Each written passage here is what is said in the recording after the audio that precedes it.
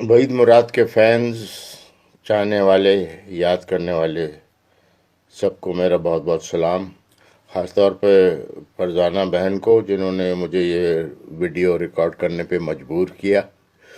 मेरा नाम जावेद अली ख़ान है।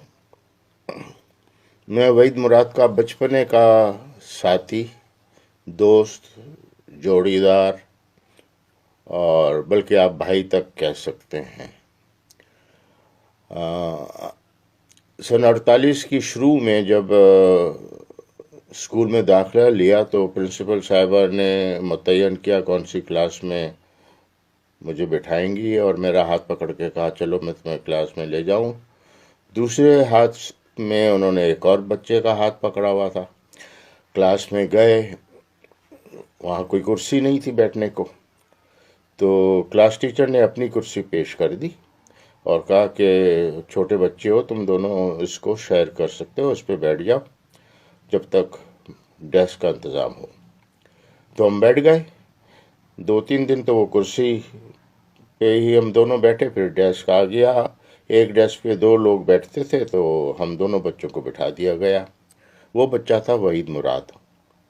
इस तरह से हमारी जोड़ी बनी, और अल्लाह मियाँ का इत्तेफाक ऐसा है कि ये जोड़ी ऐसी कायम हुई कि कॉलेज में भी और यूनिवर्सिटी में भी हम एक साथ ही बैठते। बल्कि कॉलेज और यूनिवर्सिटी तो जो आना जाना भी साथ में ही हो गया था, बल्कि स्कूल में भी वो इस तरह से कि स्कूल के बाद या मैं वहीद के घर चला जाता था या वो मेरे घर आते थे। रोज़ाना हमारा साथ होना ज़रूरी था। हमारे घर वालों ने उनको अडॉप्ट कर लिया, उनके घर वालों ने मुझे अडॉप्ट कर लिया। मेरी बहनें वगैरह सब उनको भाई कहते थे। वो तो इकलौते थे, लेकिन उनकी अम्मा मुझे कहती थी ये मेरा दूसरा बेटा है। वो हमारा आना एक दूसरे के यहाँ तो जाना तो ठीक था, लेकिन वो वालिदैन के वास्ते थोड़ी सी दिक्कत होती थी कि रोज़ाना घर वापस लाना है उनको वहाँ से, या मुझे लाना है या उनको पहुँचाना है। तो वो उस वक्त बंदर रोड के एक फ्लैट में रहते थे। वो फ्लैट छोटा पड़ गया। इनके वालिद का कारोबार भी बहुत अच्छा चल रहा था। उन्होंने एक नया बंगला लेने की वास्ते तलाश की। बच्चा भी बड़ा हो रहा था कि जिसका बाग भी हो, सब कुछ हो। और इत्तेफाक से हमारी ही गली में 4 घर छोड़ के उनको घर मिल गया। वो गली काफ़ी मशहूर थी क्योंकि उसके वहाँ हसीन सईद सोहरवर्दी साहब जो वज़ीर आज़म बने वो भी रहते थे। बेगम जूनागढ़ रहती थीं, नवाब तालपुर रहते थे, मीर तालपुर। वहीद का घर बेगम जूनागढ़ के बाद वाला था। तो अब हम इकट्ठे जाने लगे स्कूल, और इकट्ठे आने लगे, पड़ोसी जो हो गए थे। उसके बाद कॉलेज भी साइकिलों पे जाते थे, और साथ में ही साइकिलों पे जाते थे, साथ में ही लौटते थे शाम में, फिर हर वक्त साथ होते थे। यूनिवर्सिटी में दाखिला ले लिया दोनों ने, एमए इंग्लिश का।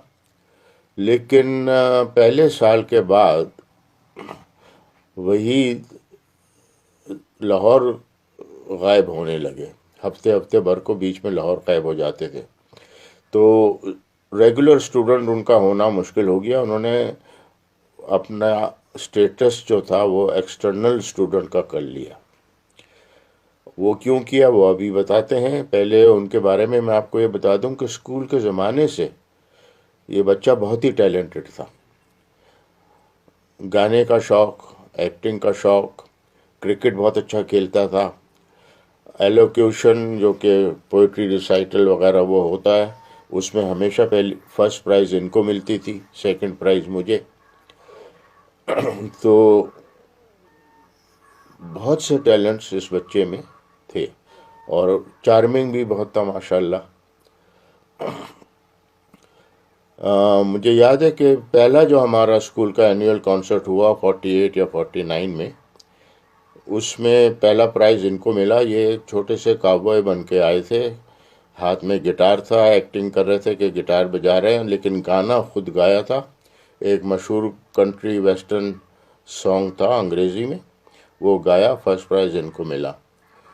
अगले साल इनका ये गाने का टैलेंट देखते हुए हमारी जो क्लास टीचर थी, उन्होंने एक स्किट तैयार किया जो कि इंडियन फिल्म की में से उन्होंने लिया था। वो सर्कस के बारे में थी। वो सर्कस का एक सीन था कि जिसमें एक गाने वाली और नाचने वाली, गाने वाली एक घोड़ा बेच रही है। वो घोड़ा जो था वो दो लोग थे, उनके ऊपर चादर डली हुई थी और गत्ते का घोड़े का सर था। तो वो घोड़ा उनके कहने पे झूमता भी था, गाता भी था, नाचता भी था। तो ये मोहतरमा गाने वाली घोड़ा बेच रही हैं।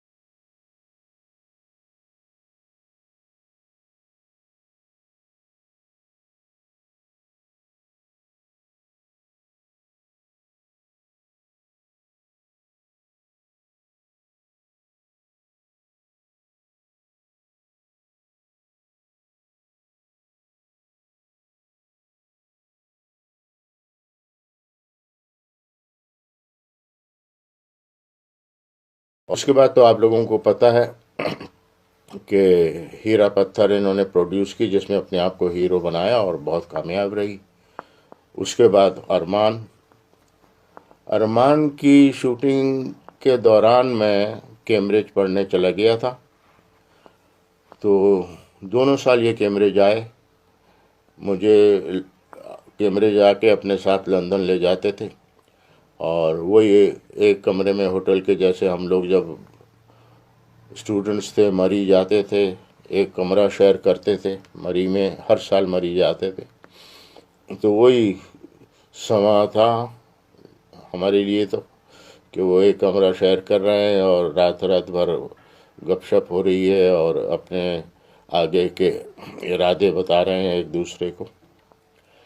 तो जहाँ तक इनके सुपरस्टार होने का वो है, वो आप लोग बेहतर जानते हैं, क्योंकि मैं मुल्क छोड़ गया था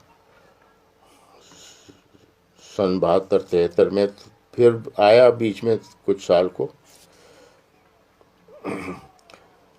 लेकिन सुपरस्टार, मैटनी आइडल, इस पे मैं इतना वो नहीं करूँगा, क्योंकि आप लोग मेरे से ज़्यादा जानते हैं।